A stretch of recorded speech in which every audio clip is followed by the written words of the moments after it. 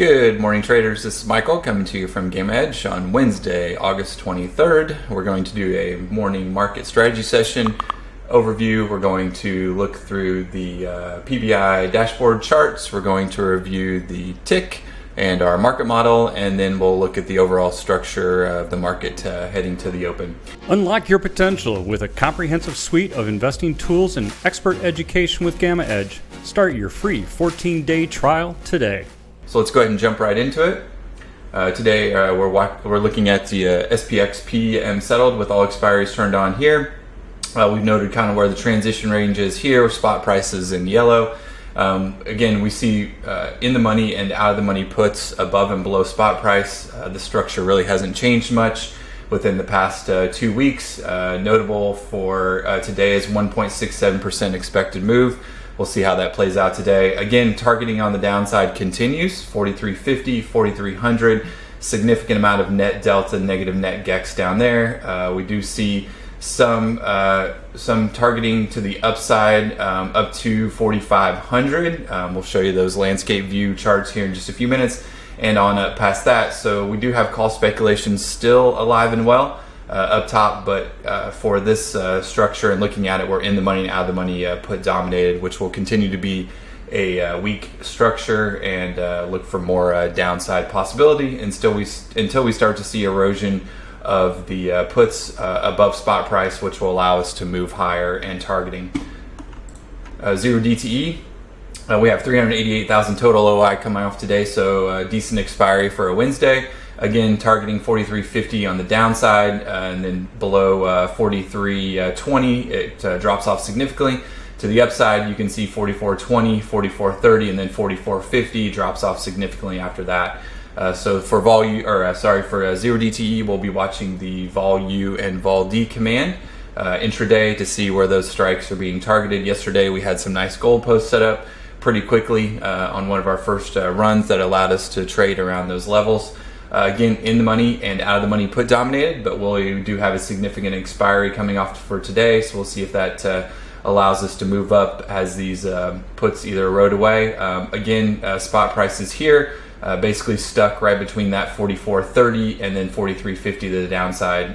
Again, in the money and out of the money put dominated, which is a weak structure to start the morning for zero DTE. Balance of the week into Friday, again in the money and out of the money put dominated. You can see the expected move still there. Again, 4350 to the downside, 4300 being significantly targeted.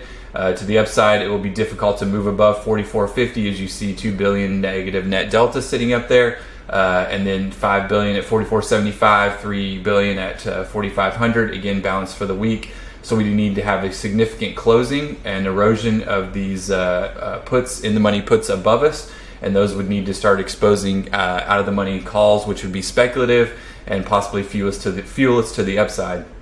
If that does not occur, and we do not see that happening via vol U, vol D command, or just our web app that you're looking at intraday or balance of the week, allowing you to click the tiles on and off, then again, it's still a weak structure, and I'd be looking for more weakness in the market. Again, we've drawn this kind of transition area right here. Again, we'll look at that in the landscape view. For plus one DT is kind of our crystal ball into tomorrow. We do have some calls above us here. Some puts have closed, exposing those levels there. But again, you see in the money and out of the money put dominated, kind of a broken structure really. 4345, 4350 to the downside, and then again 4300. We see the transition right here, 4385 to 4420. This is drawn in by a white box on our web app, a little bit clearer if you want to pull that up. Again, it's going to be difficult to get above 4425 and 4450. Those would be the top strikes I'd be looking on the upside, and then the downside would be 4345 to 4350. Again, just kind of broken structure, hodgepodge here, just really not anything that's really defined, allowing us to lay out our if this, then this. So we'll go ahead and be cognizant of that as we head into plus one DT and then Friday's expiry. Here's a combo complex. Again, in the money and out of the money put dominated, significantly above and below spot price. Really, that 4400 is a balance point. It's going to be extremely important for SPX today. And then you see a significant amount of in the money puts above us, 12 billion here, 34 billion here. just dominated to the upside. So we definitely need to see this start eroding either through expiry or mechanically closing. And then this would need to start turning green to expose some speculative calls to the upside, which would give us some fuel to the upside.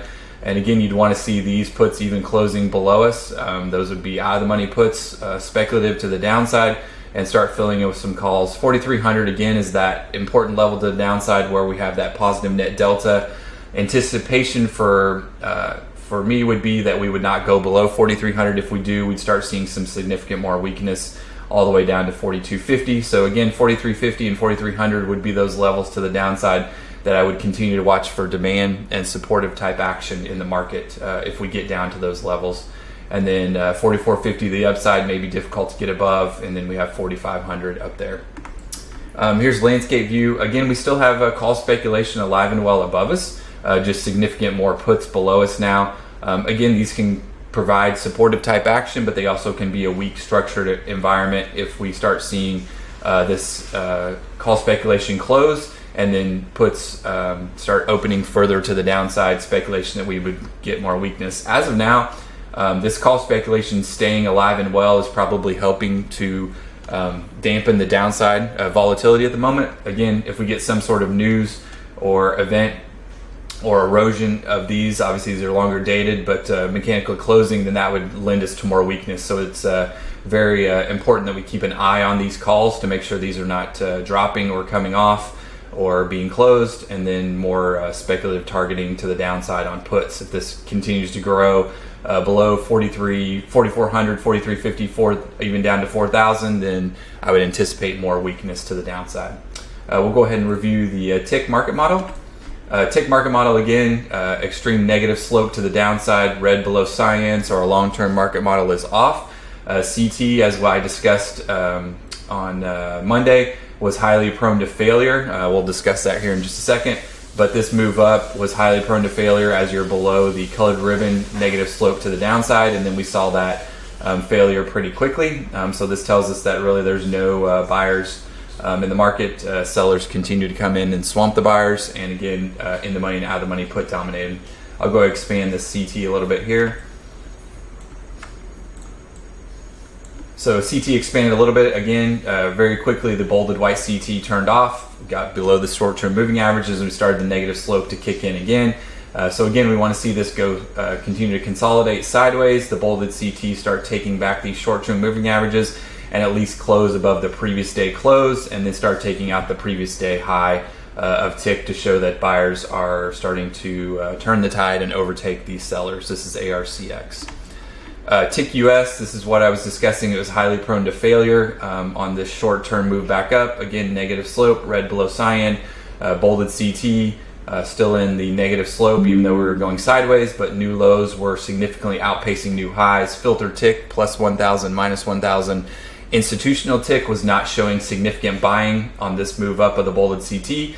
We need to have confluence of cumulative tick above zero, filter tick starting to get above zero as institutions are involved and buying more than they are selling, but we did not see that. That's why I was cautionary on this move back up, that it could be highly prone to failure, and our tag combos were also resulting, telling us that the expected return moving forward was highly prone to failure and not necessarily extremely positive. So we'll see everybody in the Discord. Again, make sure you mark out those levels for this morning. Again, SPY is testing COTMP pre-market here. We have those levels laid out here. 4,400 will be a significant balance point, 0 GEX this morning. We'll see if we get above or below that, and then if we get some targeting to the upside, we'll be able to push back to the upside.